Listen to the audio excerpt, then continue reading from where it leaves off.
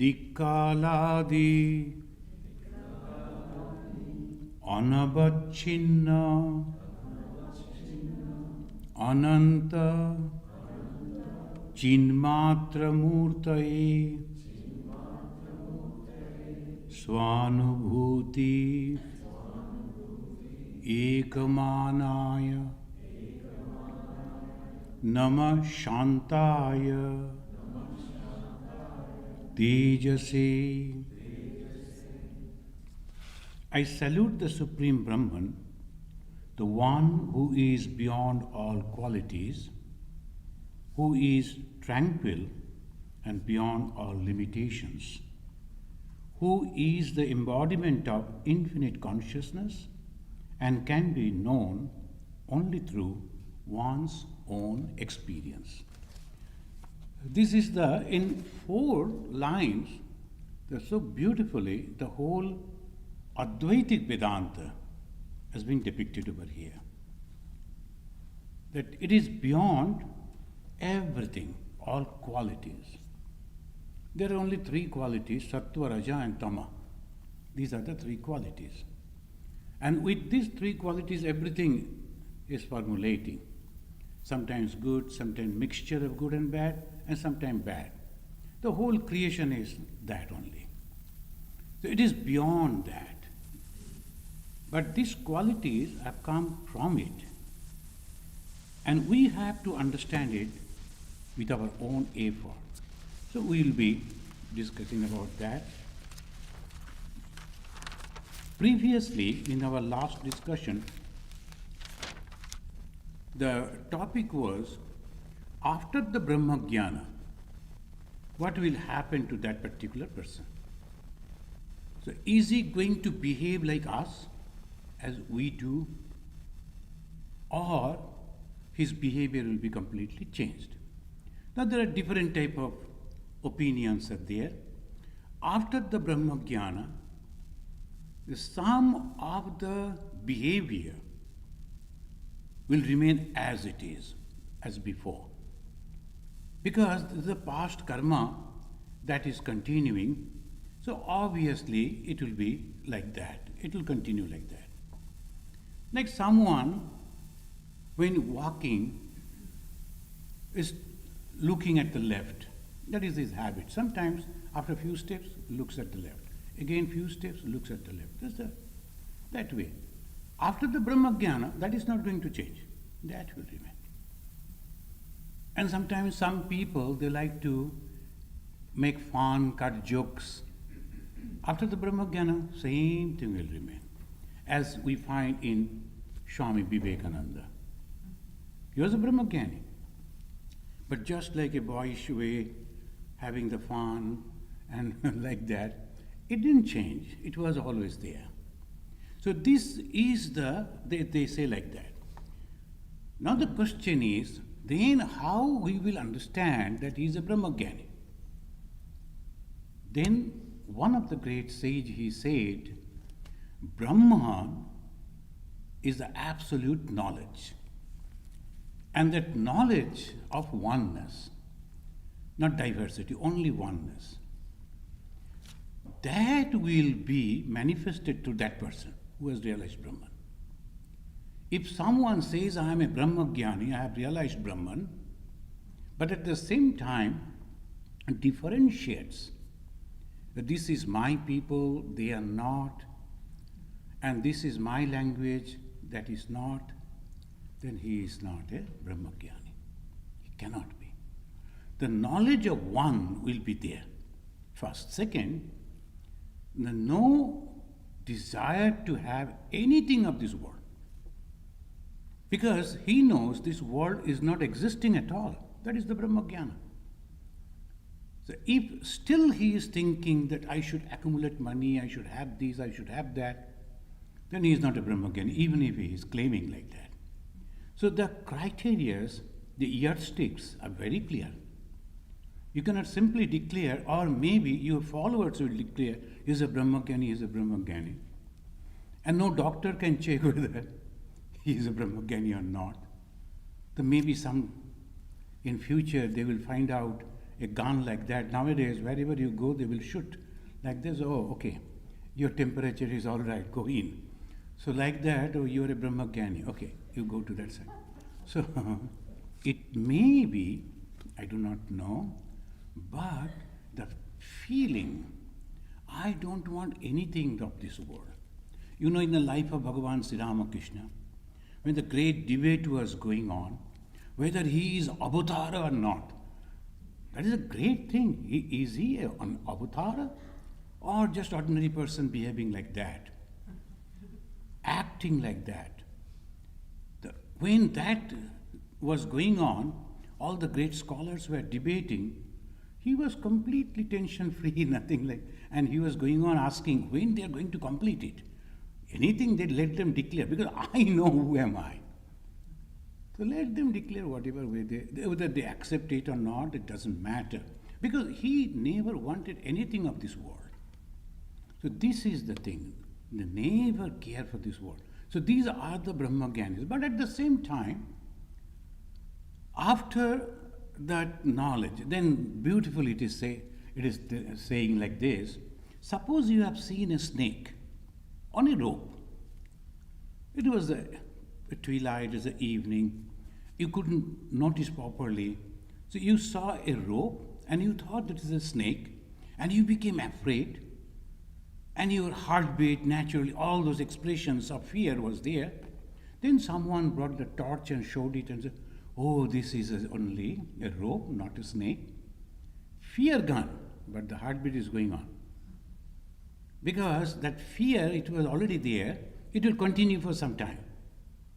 Similarly, after the realization of the Brahman, some of the practices will be there. It remains like that. So these, all the discussions it was having, Nirbritta sarpotam yatha kampanna muchyati, after having the fear of the snake, and when you are knowing that it is not a snake, but kampana, that your body, as it was reacting out of fear, it will continue. Similarly, this is also Viddhasta akila moha api. Viddhasta, completely going away, akila moha api. The moha, delusion. What is a delusion? That I am thinking this is this. That is a delusion. The most of the time, that is the problem. When the people, they think in that way. Don't think, just ask. So sometimes I was thinking that you will eat this. Before that you asked me why you are thinking. You are thinking, then you are preparing, then you are serving, then I am saying no. Unnecessary, so much of wastage. So just ask why you are thinking. So sometimes we think in that way.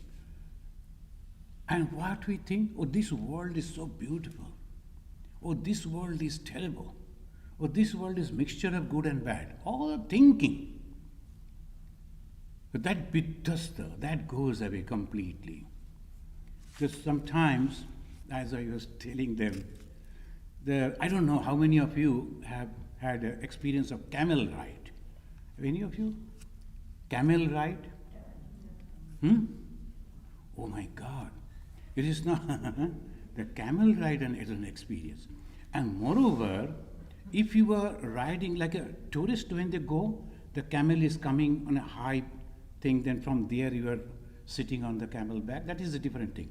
When the camels are sitting and you are climbing on that and it is getting up, that is an experience. Oh my God. The camel first back legs, they will straight and you are parallel to like that. You have to hold the camel and camel's neck, you have to, and somehow you have to keep the balance, and then camel will get up. Again you are going towards backward. So this is the terrible experience. But when we see the people riding on that and they're, oh, so good, I like to, I also thought in that. So I requested one of our devotees, the Marwadi devotees in Rajasthan, I told, do we have camels? Oh, yes, Swamiji. So can I ride on that? And that experience. Then second time they told, Swamiji, we will make it properly. And no. This is an experience not to be repeated again. Once it is sufficient. Let the kings ride on that and do whatever they like, but this is the terrible experience on the camel. So this, from the distance we think, oh, it is so beautiful. But if you go and stay over there, it is terrible. I was in Arunachal Pradesh, greenery, birds, animals, and so beautiful. Daytime.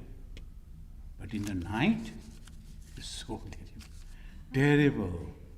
And different type of sounds from different corner. You can't sleep. And sometimes you will feel the elephant is standing by your side because they will be so close. The terrible condition, and particularly those days. So, and apparently it is so good. When the tourists are coming, Maharaj, you are in a heaven. I told that's true. But it depends on the experience, The heaven becomes the hell and hell becomes heaven. So it's all experience. So this, every time, in every step we find moha. This is called moha. So someone was telling that if you like to become a philosopher, you should marry. Then when you marry, after marriage, you will be a philosopher. Naturally. So that is the way, their experience they are telling, oh, this is so. And those who are not married, every time they are thinking, oh, if I could. So it is all like this going on. So this is the way whole called moha. The moha jahihi dhanagama trishnam. The dhana, that wealth, they are going on searching for that. What they will do? What they are going to do with so much of money? They don't know. But still, this is a moha. They go on pursuing to get, to acquire, to have that much. When their name will be on the top of the list, the richest man in the world is so happy. Suppose it is not there, you are also happy. What is the problem? Whatever the food you like, you get. So this satisfaction, that's why they say santosha dhana. Dhana, the wealth, is your containment. If you are contented, then you are a rich person. But if you are not contented, even a richest person is a very poor person, suffering. So one person told, oh, he was not having anything except wealth. So he was not having anything except wealth because he was not having friends, he was not having any company, he was not having any joy, and constant fear. All this comes under moha, the delusion. So what is knowledge actually? What is religion? Proper thinking. Clear, proper thinking, and nothing else. What I want, shall I want to become a monk and I will become happy? Not at all. There are so many monks out there who are suffering.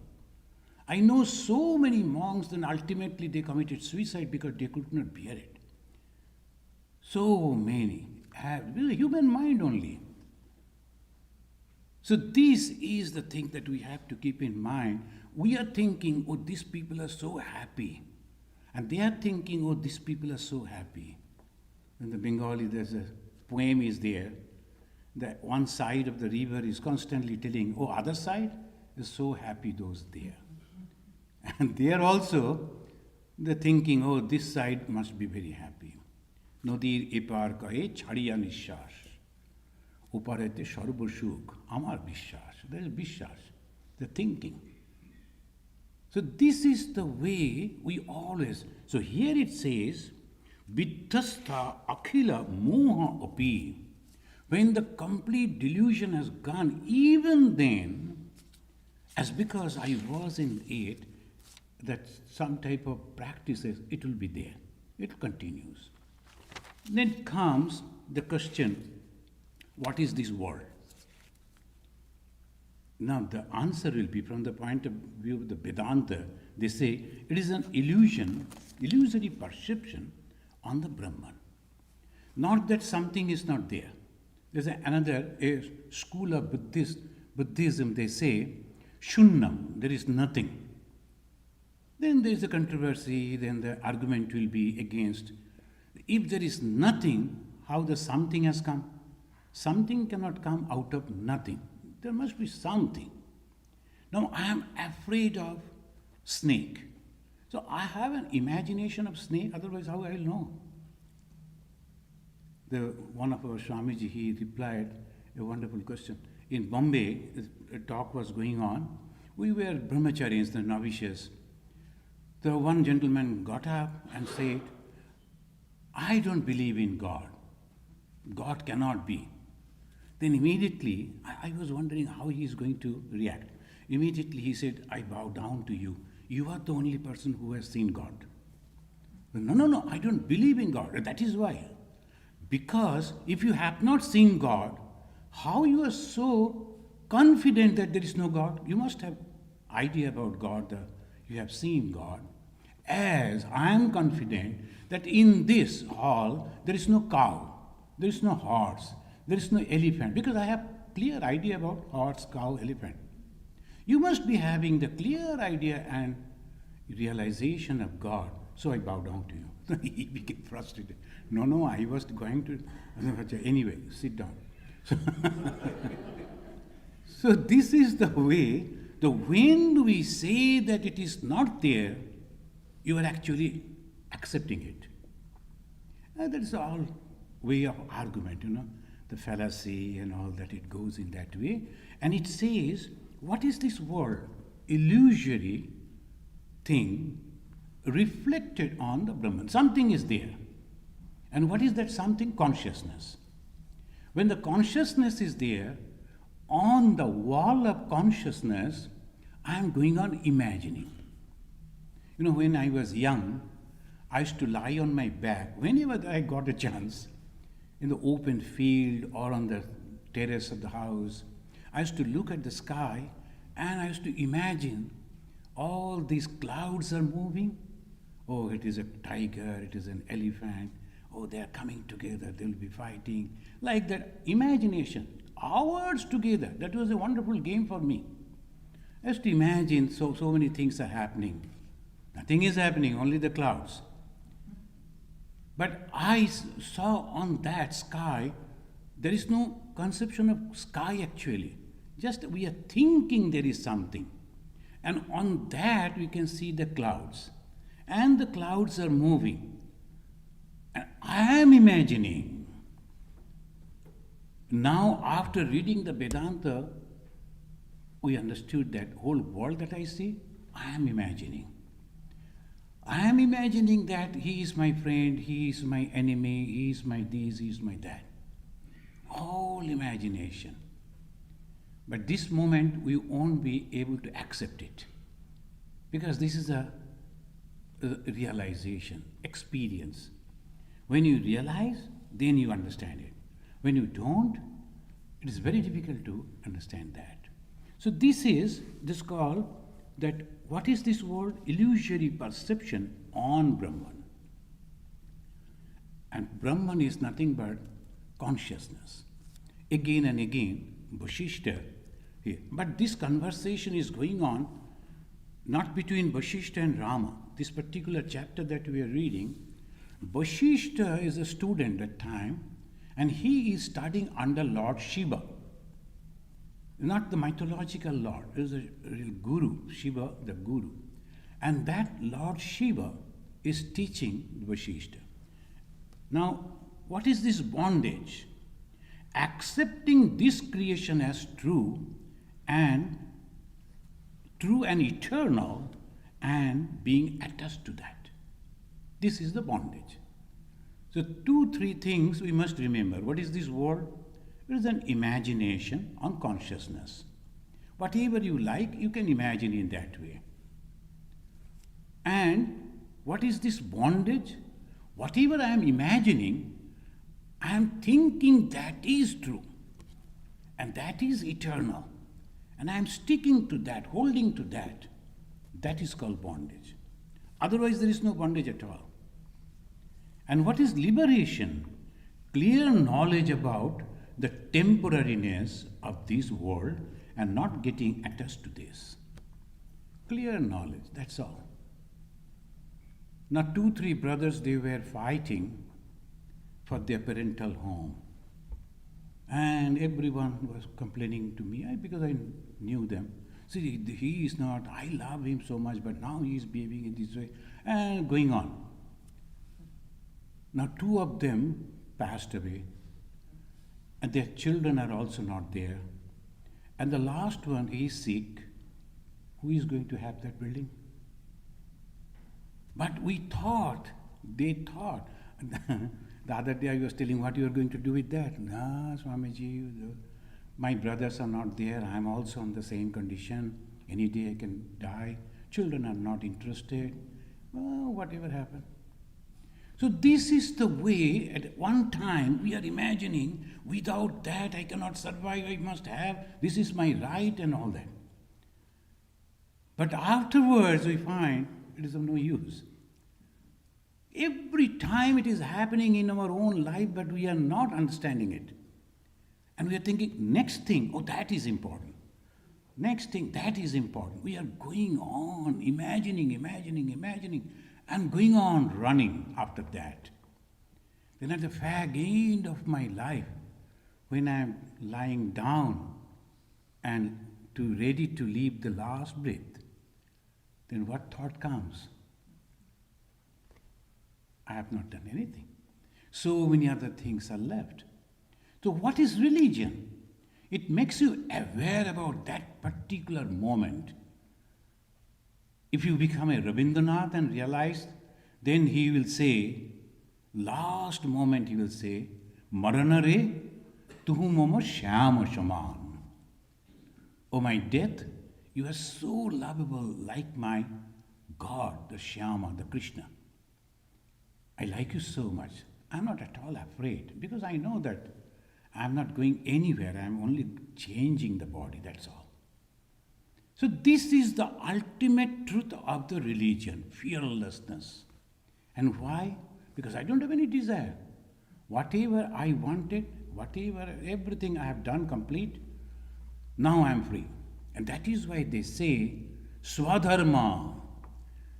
Whatever the responsibility that you have accepted, that is your religion. Don't bother about others. Swadharma nidhanam striya. So that swadharma should be performed. But we go on doing everything. The one who is selling the tea shop owner, he will also have some idea how the Prime Minister should run the country and how we should have a relation with the China and Pakistan. He will also. And you have forgotten to put the sugar in the tea. Oh, is it? Okay. No. Prepare the tea properly. That will be all right. And let the man sitting over there, let him take care of that. Swadharma. We take all the time and our fingers going out to complain. They are bad, they are bad, they are bad. I learned it from one of the Swami, I always remember him. Then I was complaining to him. We were young, brahmachari. So another brahmachari was doing something, I was not happy, so I went to him and said, Swamiji, he was doing that, finger is like that. Then he was looking at me very quietly. Then after I finished, he said, look, your one finger is pointing to him, but 3 fingers is pointing to you. All the 3 fingers are coming to me, pointing to me. So why don't you think again before complaining? So what happened, what should have been, like that. The 3 fingers pointing to, that's true. All the time when you're showing like this. So we complain against everyone. But have I done my duty? We never ask. The moment we ask, we are free. I have done my duty. I don't know. I am not going to do everything. Whatever was given to me, I have done it perfectly. And I am satisfied, completely satisfied. So this is called liberation. What is liberation? Clear knowledge about the temporariness of this world and not getting attached to this. Not getting attached to this. We are doing everything, but not getting attached. Hence, the right knowledge of Brahman can never arise in ignorance. It remained due to the past karma. No, it is not possible. The debate was going on, and now they say, no, it is not possible. What is right knowledge of Brahman? Again the question. It is the one infinite consciousness, also known as the Shiva is telling. What is the right knowledge of Brahman? And the Shiva is telling it is the one infinite consciousness, also known as truth, one, Shiva, void, supreme self, and all this. The Brahman is also known as Satyam, truth. The truth that we think this is the truth and that is not. It is not like that. The truth is eternal. Here, the truth means eternal. Satyam means eternal. Usually we say Satyam or the Satya in Bengali. That means that it happened like that. But here the Satya means eternal. Ekam, it is not having any two. So in the other religions also they say the God is one. La ilaha illallah. They say in Islam, La ilaha illallah. The God is one. But that conception of one and this Vedantic conception are completely different. They go to great details. Even a person, one person is not one. Why? Because he is having the limbs. It is a one means without any break. In the Guru Stotra, it says in the same way. So it is one. It is Shiva. Shiva means auspiciousness. What is auspiciousness? When I don't have any desire, I am auspicious. It is not that I regularly go and bathe in the Ganga and put on tilak and cover the body with all the no. If you don't have ego, you are auspicious. If you don't have desire, you are auspicious. That is called auspiciousness. That is Shiva. Shunnam, the void. That is the conception has come from that. And it says nothing is there. So that is Shunnam. And Param Atma. This is Supreme Self. And what is the right knowledge of Brahman again? Again they are asking. It is everything. It says like this. It is Brahman, it is Shivam, it is Satyam, it is this. Then he is not clear. Some of the names you are only telling. Again he is asking, O Lord, what is the Brahman, knowledge of Brahman? Then he says, it is everything. It is both real and unreal. This is a unique point, real and unreal. The conception of unreal is also truth. Otherwise, how you are thinking in that way? As we were telling, the moment you say that God is not there, that means you have the idea of God. And naturally you are saying like that. I told you, many of you know it. Then in one time when I was traveling from Purulia to some place, it was early morning in the train. And you know, in our the country trains, there will be people selling different type of food items. And there was a person who used to sell, young boy, who used to sell muri and mixed with different type of things. Very tasty for me and many of the Bengali people there. And very simple way they prepare. And of course, some of us after leaving here in America will say, oh my God, have you cleaned that? Have you cleaned that? That is another thing. If you forget about all that, it is tasty. And when I told her, can I have one? He was not at all answering, or he was busy to give the supply to other people. Then I thought, because I am wearing the gerua, he is thinking I won't pay. So I take out the money and told, I will pay. In our country, most of the Swamis, they don't pay. Why should he pay? Well, sannyasi. Everyone is free. So now I tried to give that money. He said, no, I cannot give. Because something is mixed in this, it will be difficult to give it to you. I told, what is there? Shall I announce it before everyone? I was taken aback. What is that? In the moody, what you have mixed that you cannot announce? Now, this onion is there. Do you eat onion? The sannyasis don't eat onion. I say, oh, no, no, no. I eat onion, not only onion, many other things. But but the thing is, I never wanted to break his religion. So he was thinking not eating onion is religion, at least something sticking. Nabuddhi Veda Janayet Abhyanam Karma Sanginam. In the Bhagavad Gita it says that you should not disturb those people. At least something he is having. At the time of religion, I should not do this, I should not do that. It is okay. Then slowly, slowly, slowly, you come to this. I am everything. It is not one time, you cannot have that. I am everything. Good and bad, whatever you see, it is me only. So that is the ultimate Brahman, and that is the true Hindu religion. Yesterday, in our, you must be knowing that the Home of Harmony, every Saturday, there will be some discussions. A different type of religious groups are coming and having. Yesterday it was the Sikh Gurudwara, one Gurudwara, they came for Sangat. They were singing and explaining. And that Granthi, the person who was doing that, he said the ultimate of all religion is to see everyone as same. See? We think Sikhs are different. It is not. The same thing, they have taken it from the Hinduism and our scriptures only, our gurus, and they're explaining in their own way and they're going on. What is the difference? Some of the external thing. They must be having the turban, they must be having beard, they must be having this, having that. So that the external. But real knowledge is same. So this is the way if we think, what is the right knowledge? That it is everything. The Brahman is nothing but everything. It is both real and unreal.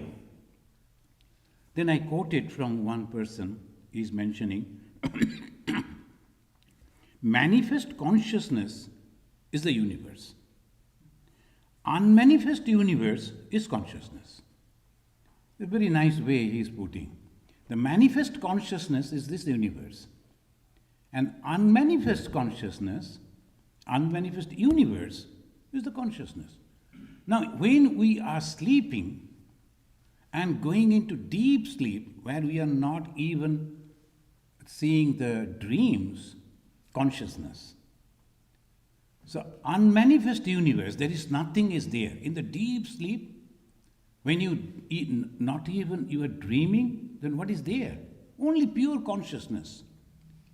And I am there. And when I come back, I say, I was sleeping and enjoying because there is no dream at all. I was there. So that I consciousness is there. The unmanifest universe is consciousness. And manifest consciousness is universe. So this beautifully it says, Brahma Shatya Jagat Mitha. That is Shankaracharya said. Brahma Shatya Jagat Mitha. The Brahman is truth, eternal. And Jagat, this manifested thing, are Mitha. Mitha means very temporary. It may change, always changes. This is the Mitha.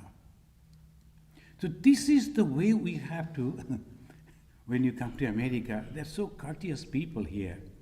And in the airport also, the moment you greet someone, just unknown, you're just looking at them. In India, we don't do that usually.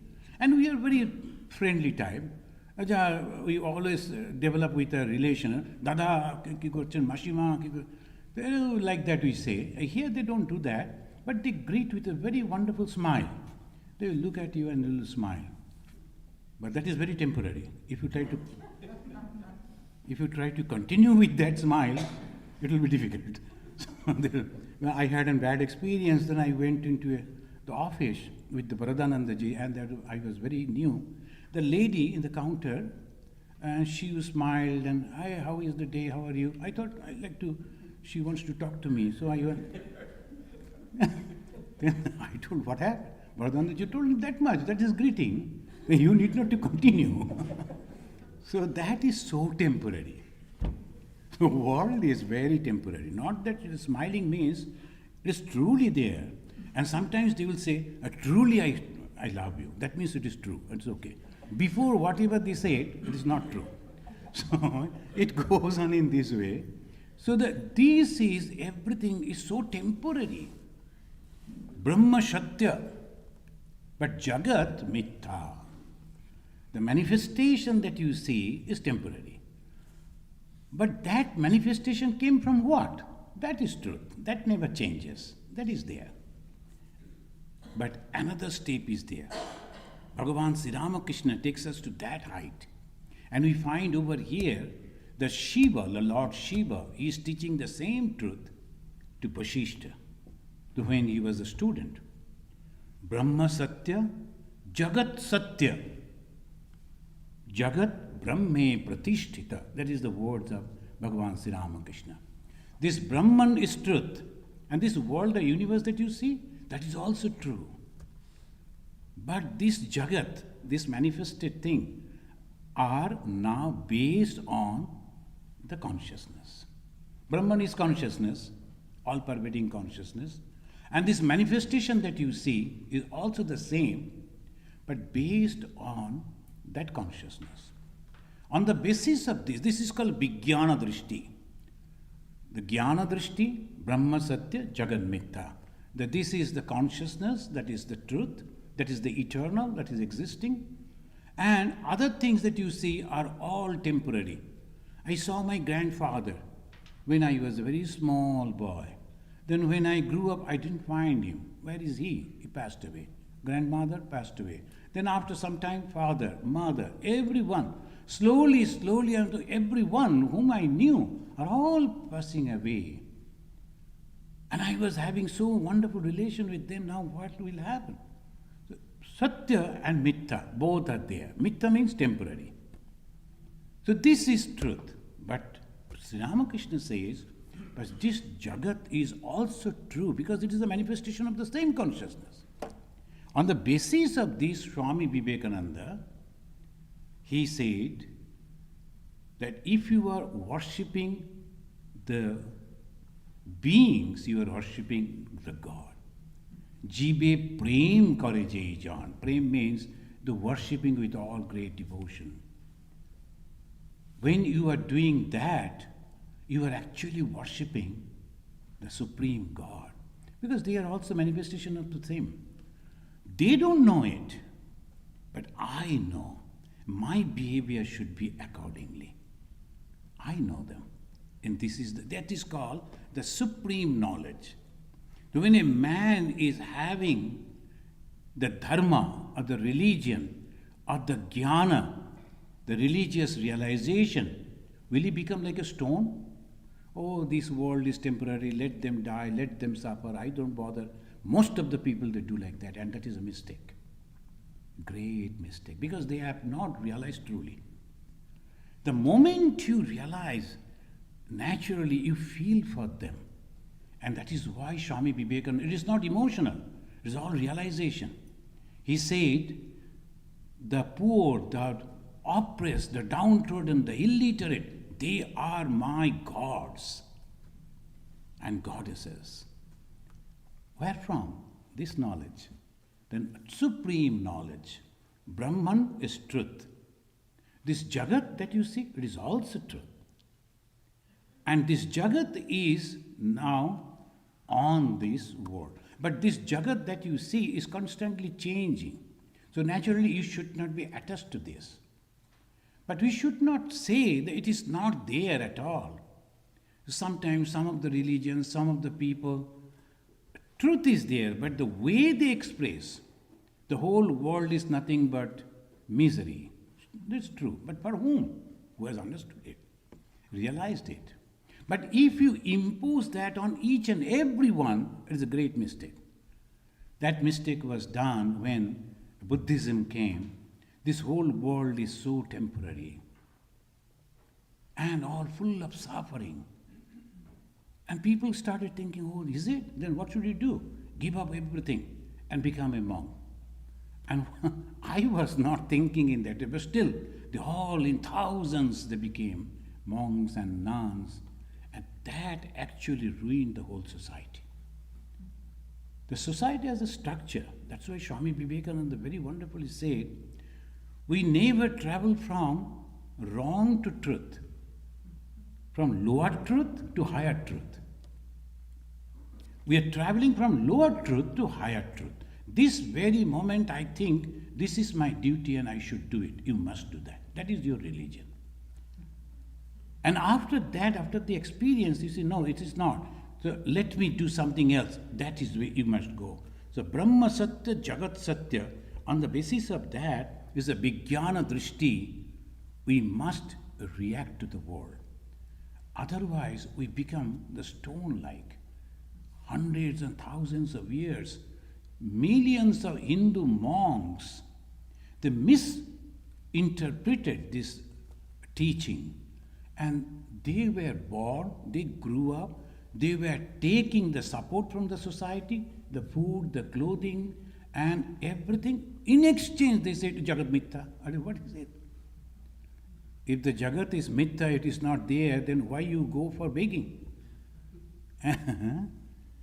Then why you are saying like that? This is hypocrisy. Not understanding properly, they are trying to behave like that. There's a hypocrisy. This is the problem. So we were brahmacharis that time. We were traveling, myself and another brahmachari. I think he was 1 year junior than me. So I was senior, he was junior. We were traveling. We went to somebody's house. Our Swamiji in charge, Swamiji gave the address. We went and met him. He was a big officer. We were very happy. And they were distributing food also. 2-3 days we were there. Now, when naturally, that gentleman, he was an engineer, we are all very junior. He was, I think, 17 or 18 years, and I was 23. So he was asking the elderly person, Swamiji, what will happen to us? We are all grihasthis, what will happen to us?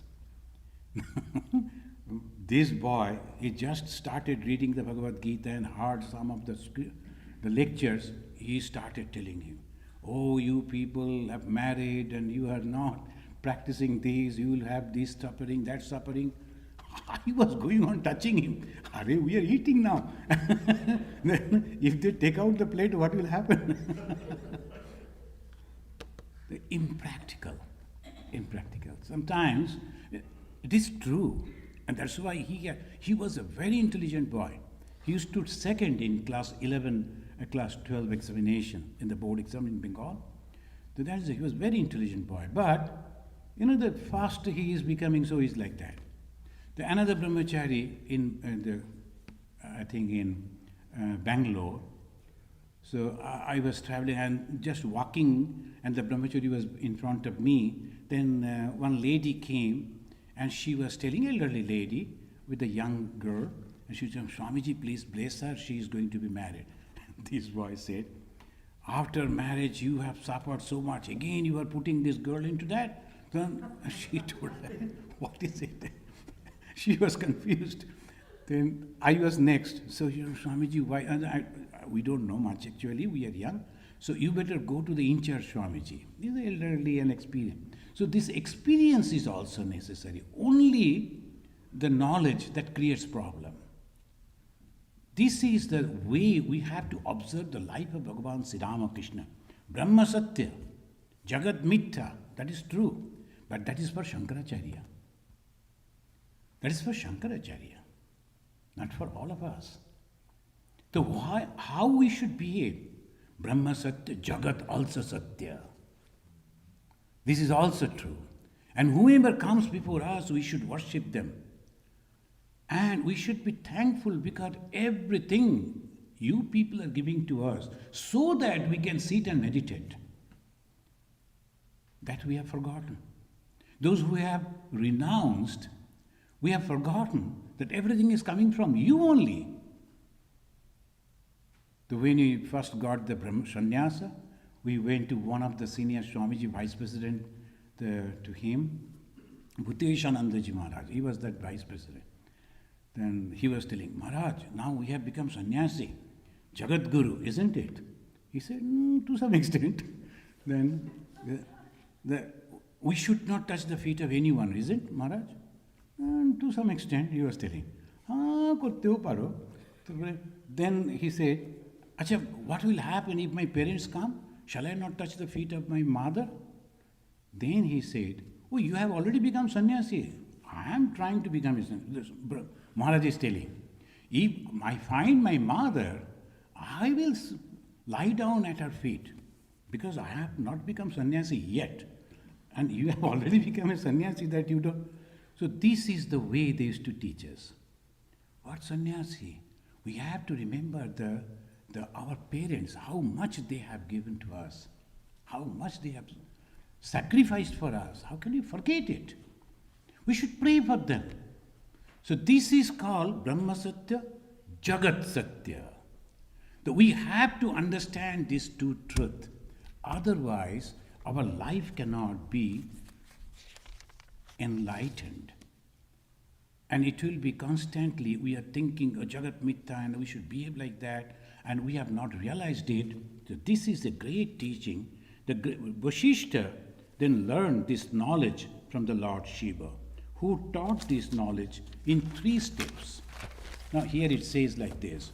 First is the Prashanti. First step is Prashanti.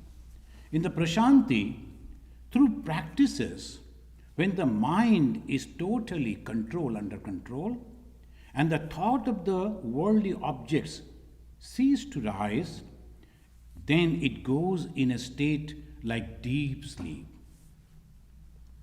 When the mind is controlled, when we are meditating, and in the meditation we try to forget our body, we try to forget all around us, and no sound, and nothing is felt.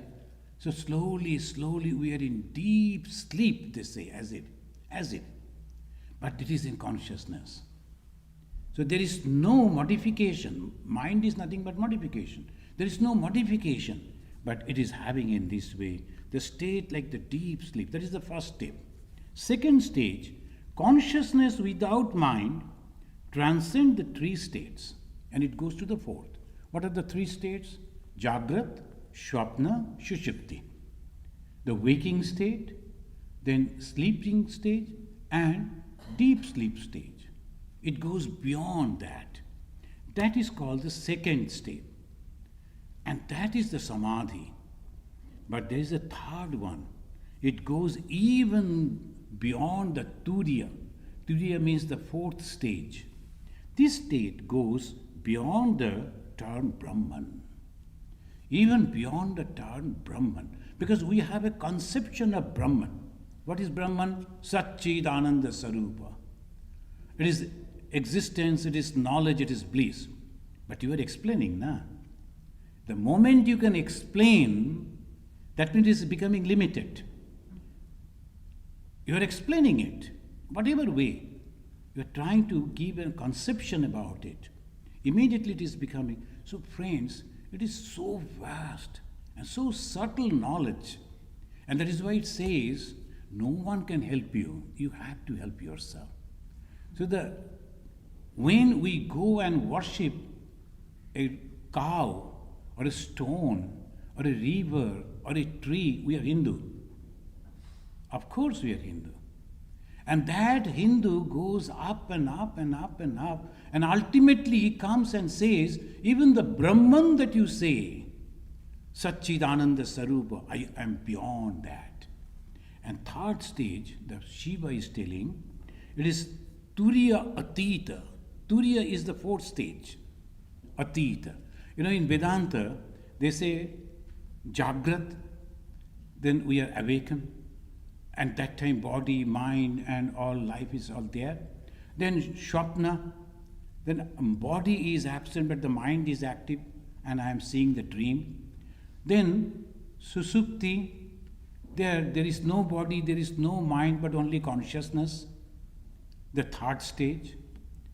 And Vedanta says, beyond that is a 4th stage.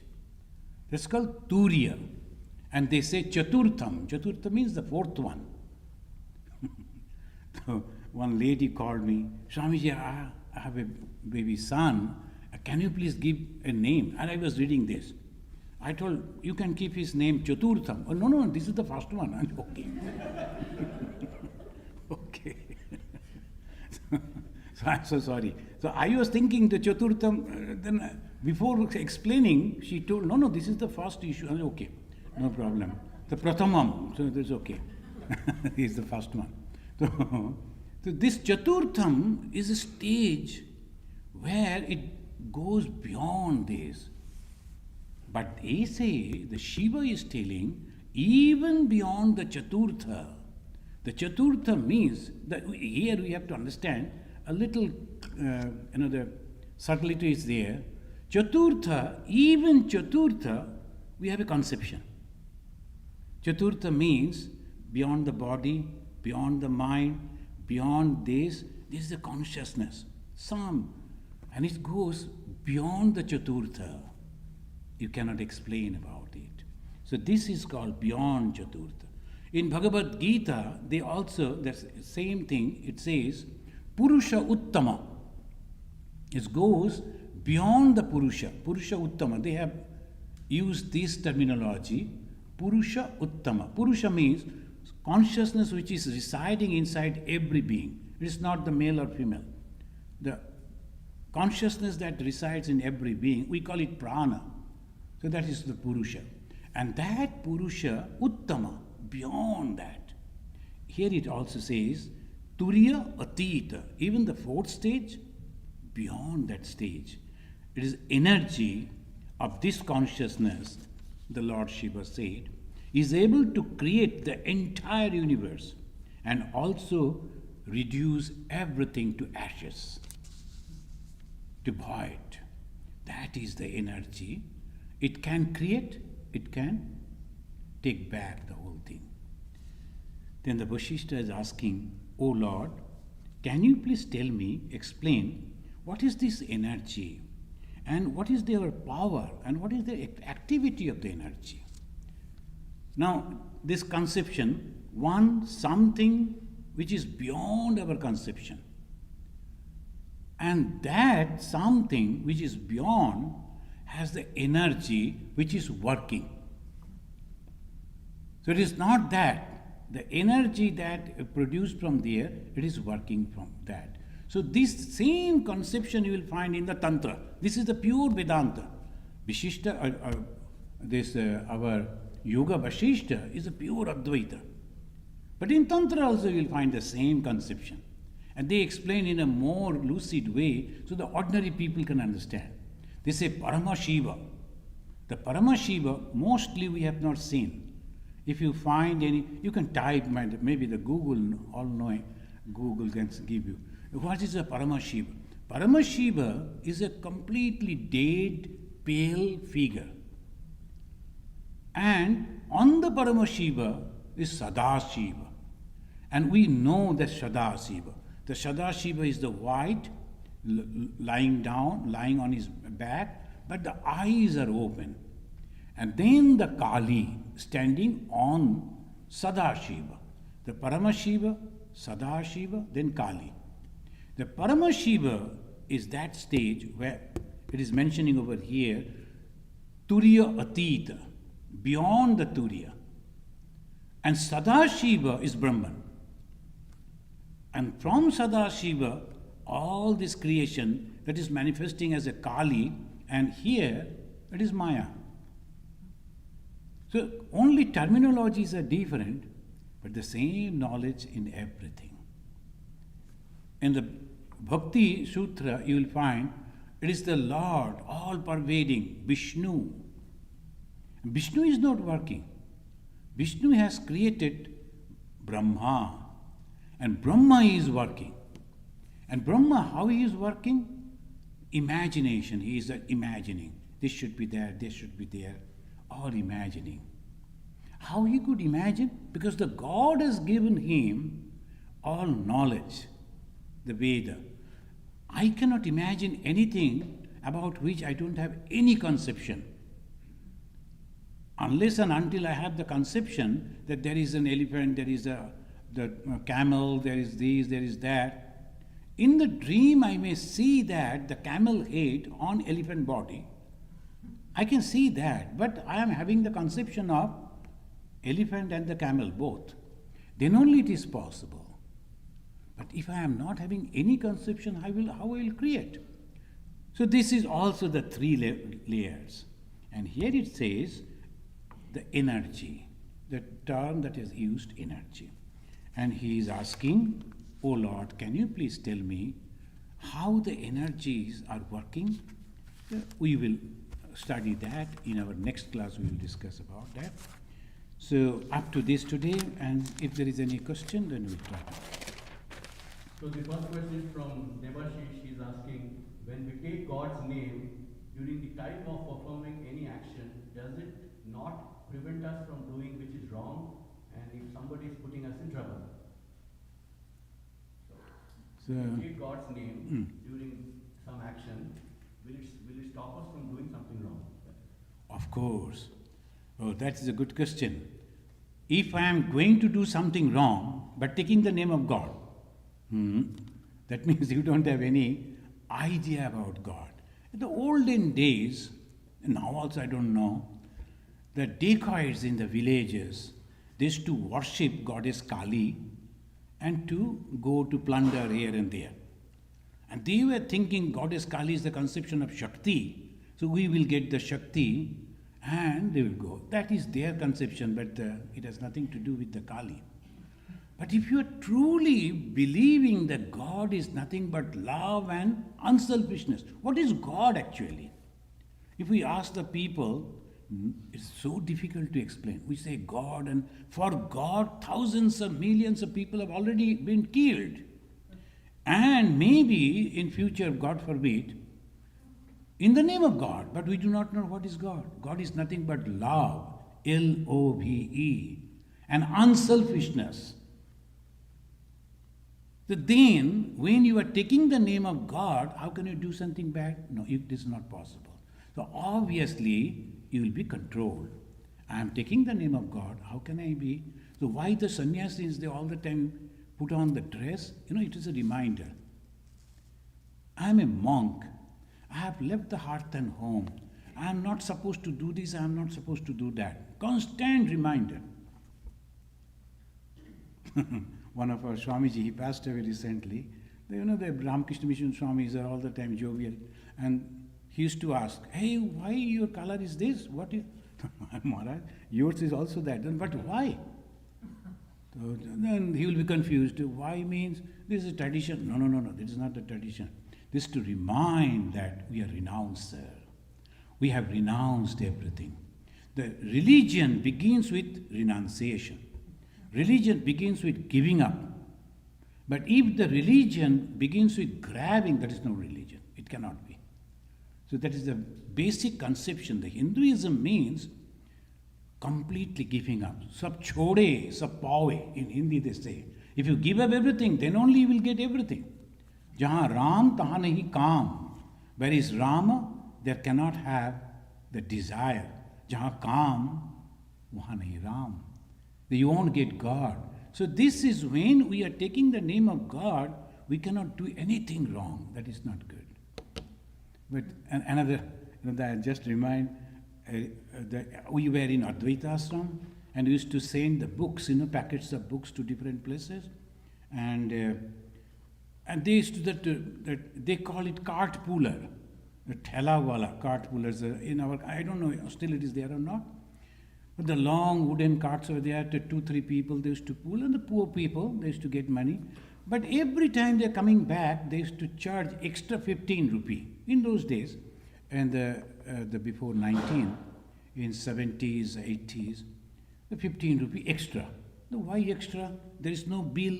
So we started doubting the man, but he was so faithful and very good person from Bihar.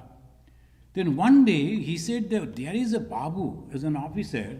He says, unless you give 15 rupee extra, then I am not going to book your thing. So then 2-3 of us, we went over there. And from distance we were observing what is happening in Howrah station. Then he came, the officer came, he took out the Ma Kali's photo from his bag and hanged it at his back, and then lighted the incense sticks and he was showing like that. Then he took out two different sizes boxes. One to collect the taxes or whatever the charges.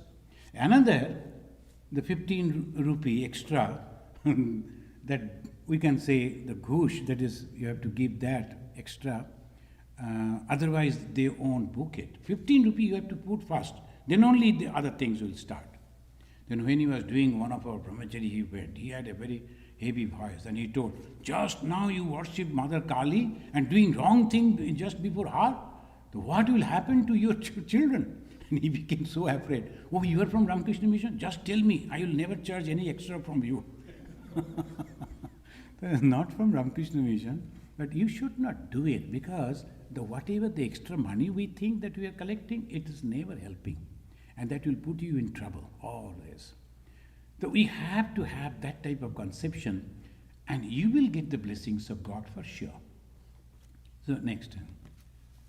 So can this fourth state stop or rectify the negative emotions in us who are in Jagat state? If yes, why there are so many crimes? Fourth stage. Fourth stage. Oh, will rectify. the same Devashish? No, somebody else. Acha. Oh, actually, you know that when we reach to the fourth stage, we are completely purified person. When we are having any desire in our mind will never ever go to that fourth stage. That's called Turiya. It is not possible. And when you reach to that Turiya, there is no chances of doing anything wrong. It is not also possible. So whatever you are telling, it is much lower level, doing wrong and all that. But once you become a true sannyasi, you can never think of doing anything wrong. By mistake you may do, though unknowingly if you are doing, that is a different thing. But knowingly, a sannyasi, a holy man, can never do anything wrong, never ever, and should not do. If he is doing or she is doing, then they are not holy people. Thank you. Any questions from you? You mentioned about the train. Can you come to that side?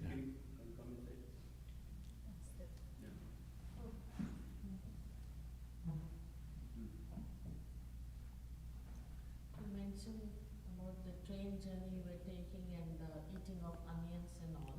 I could understand your perspective, but Thakur also never used to eat, pure food and all those things are mentioned about him also. You know the pure food means? It doesn't the ingredients. Pure food means a person whose mind is pure. When they are preparing the food, that food becomes pure. And the Ramanuja also said that when a person is truly the holy person, in the mind only love and nothing else. The classical example is a lady who was waiting all through her life for Ramchandra.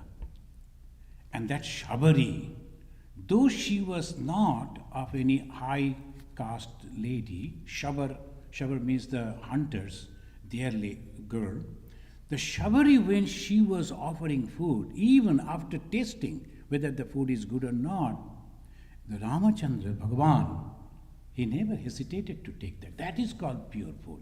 Not the ingredients. It doesn't matter. It depends on your body and your constitution, how you like and what you like that. Then what is this foods are also classified into sattvic food, rajasic food, and tamasic food. In the Bhagavad Gita, you will find it very clearly. She is asking the Sattva, Raja, Tama, 3 types of food. In Bhagavad Gita, it's very clearly mentioned. It is not the ingredients what you are eating, it is not the items that eating, but it depends on you. Some of the things which are already, in America, each and every day we are eating only tamasic food because of the freeze.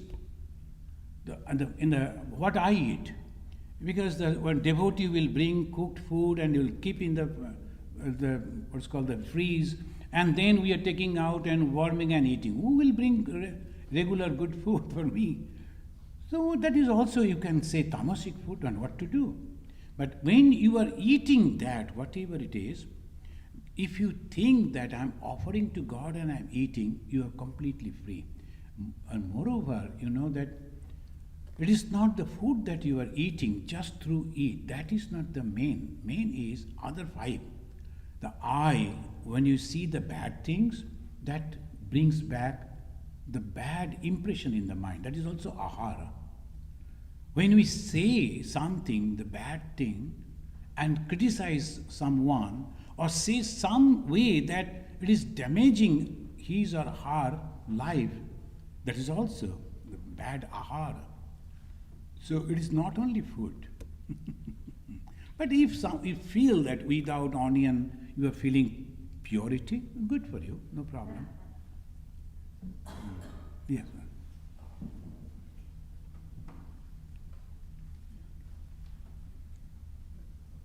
Namaste, Swamiji. My name is Arun Agarwal. I am from Dayton, Ohio. I'm just visiting here, my brother-in-law. So I totally relate to what you said about Brahman Satya, Jagat Satya. It's true for us. This Jagat definitely seems true, but this Jagat is a manifest of the same consciousness Right. that came Brahman. I personally relate to it very well. But sometimes living in this world, the doubt comes. Reading the Sankhya philosophy that Prakriti and Purushartha are two separate things, and this Prakriti is not really a manifestation of the same consciousness. So I'm just trying to struggle with this to remove this doubt, that this doubt comes to my mind, but I want to remove this. How can I do that? How can I reconcile to the same, See, to the bad? yes. So that Samkhya philosophy, it says Prakriti and Purusha. Vedanta philosophy, it says consciousness and Maya, the Brahman and Maya. But Brahman, Vedantic Maya and Shankha, what's called the Prakriti, are not same to some extent. That is all philosophical thing. But in a practical way, if I see this world as completely temporary and not taking care of anybody, am I not becoming selfish? If you are completely separate from all this, living in a cave, not taking any help from anyone, and practicing that, very good. But as long as you are in this society, you are taking everything from the society, at the same time you are degrading all the time, denouncing them. Is this good? There's sometimes some of the Swamis will say, we don't like to look at the women. Good. But why you are in the society? You go in a cave, you go in the forest where you are alone. Of course you can follow. But while leaving, that is called practical way. There's sometimes some of the Swamis, they will go to the house and say, we cannot eat your food because whatever you are cooking, it is all bad, I cannot. But we can take money from you. Money also I have earned. No? I am giving my earned money to you, and you will go and purchase the ingredients, and then you are eating. Who has brought, suppose the potato that you are purchasing? You don't know the person who actually brought that potato, what was his caste and what is this, that. It is really sheer madness. The Aharshuddhi, Aharshuddhi, Aharshuddhi. This is not the Aharshuddhi. But you are telling the lies. You are not aware of it. It's a very bad karma. Rather you eat some one or two fish or meat, that doesn't matter. But don't hurt others by telling lies. Don't cheat people. That is the main thing. You are going on doing the bad thing that you are seeing as a Chakshu, Karna, Nashika, Jiva, Tak, all the five, constantly we are going on taking, only controlling the tongue. We have to think about it. Some people, they think, oh, this is, and it has become so big. Swami Vivekananda became so disgusted with it. He said, do you think that you have your religion? Your religion has gone in the kitchen only. Who is cooking and who is doing this and that? And a religion means completely transformation of thought. And what is that thought? God has created everything. I must love God. So remember, God is nothing but love and unselfishness. The more we become unselfish, the more we can love. And more we can love, more we get the peace. What is the ultimate goal? Peace, joy, happiness. Thank you, friends. Let us say Shanti 3 times and we conclude. Om Shanti.